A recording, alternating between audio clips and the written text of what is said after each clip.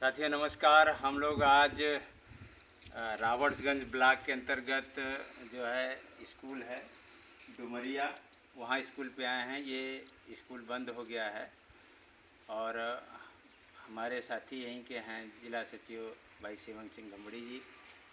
तो साथियों, कहने का मतलब ये है कि भारत में जो सरकार है, देश में उत्तर प्रदेश की सरकार जो है योगी की, इनकी मानसिकता को परखने की ज़रूरत है कि ये आज से सैकड़ों साल पहले जो व्यवस्था थी, जो समाज में असमानता लाने वाली व्यवस्था थी, और शिक्षा का अधिकार सबको नहीं था, धन रखने का अधिकार सबको नहीं था, जाति के आधार पर एक बड़ी दीवार खड़ी कर दी गई थी कि फलाने जाति का बंदा जो है कि लड़का लड़की स्कूल में शिक्षा नहीं ले सकते।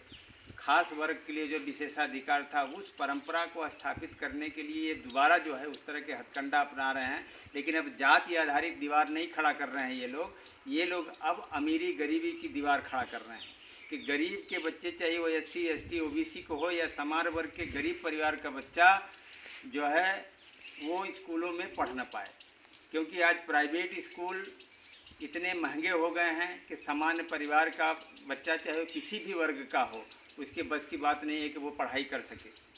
आज 1980 के दशक का आंकड़ा उठाकर आप देखेंगे तो 75% से ज़्यादा जो है कि बच्चे सरकारी स्कूल में पढ़ा करते थे और 20-21% जो सरकार द्वारा वित्त पोषित स्कूल हुआ करते थे उसमें पढ़ा करते थे। मात्र 4% जो है स्कूल प्राइवेट हुआ करते थे। लेकिन आज देखा जाए तो इसके बिल्कुल उल्टा हो गया है। 40% से ज़्यादा प्राइवेट स्कूल जगह जगह खुल गए हैं।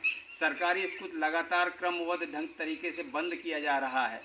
प्राइवेट स्कूलों में फीस, टाई, किताबें सब उनका निजी है।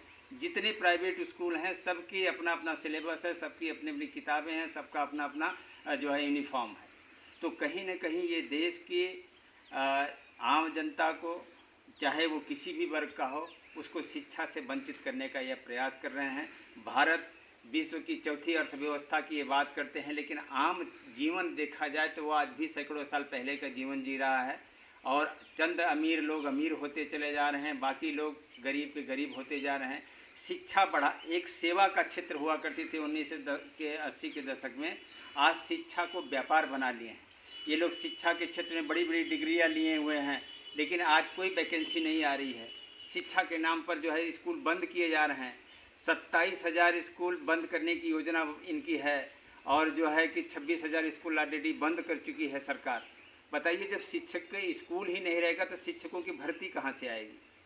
तो कुल मिलाकर के ये जो सरकार है, ये संविधान विरोधी सरकार है, आम आदमी विरोधी सरकार है और ये सरकार नहीं चाहती कि आम आदमी का जीवन बेहतर हो और आम आदमी का जीवन जो है एक शिक्षा, उसका जो मेन आधार होता है, वो शिक्षा से ही इनको वंचित कर दिया गया है और शिक्षा से वंचित करने का इनकी योजना है।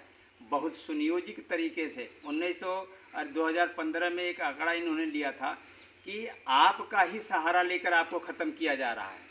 2015 में इन्होंने एक सर्वे किया, गांव वाले से पूछा कि पढ़ाई सबसे अच्छी कहाँ होती है, प्राइवेट स्कूलों में कि सरकारी स्कूलों में।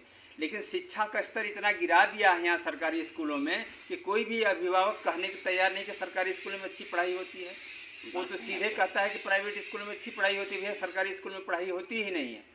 तो उनका कहना है कि अभिभावक खुद चाहते हैं कि सरकारी स्कूल में पढ़ाई नहीं होती, बच्चे पढ़ने में अच्छे नहीं हैं, हम प्राइवेट स्कूल में अपने बच्चों को पढ़ाते हैं, इसके आधार पर हम सरकारी स्कूल को बंद कर रहे हैं।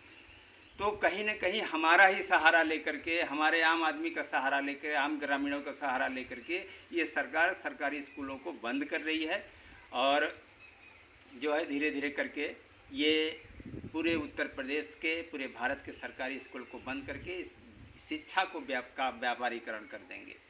तो हम लोग इसके विरोध करते हैं। जब तक हम लोग में हिम्मत है, जब तक हम लोग में हौसला है, मरते दम तक हम लोग ये प्रयास रहेगा, संघर्ष रहेगा कि सरकारी स्कूल को बंद न किया जाए, सरकारी स्कूल को सुधारा जाए, इसकी व्यवस्था बनाई जाए। हम लोग आज मोटरसाइकिल से आ रहे थे, कई जगह हम लोग गिरते गिरते बच गए।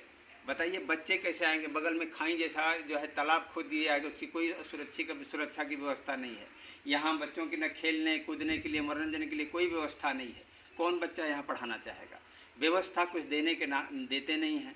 मिड डे मील के नाम पर बच्चों को प्रोत्साहन राज्य सरकार ने संवैधानिक रूप से दिया था कि बच्चे कम से कम मध्याह्न भोजन की वजह से आएंगे और शिक्षा को लेंगे, उनका भी क्वालिटी ख़राब कर दिया है। कभी नून रोटी दे रहे हैं, कभी नून भात दे रहे हैं, तो कभी दाल में जो है दाल नहीं है, सिर्फ हल्दी का पानी दे रहे हैं।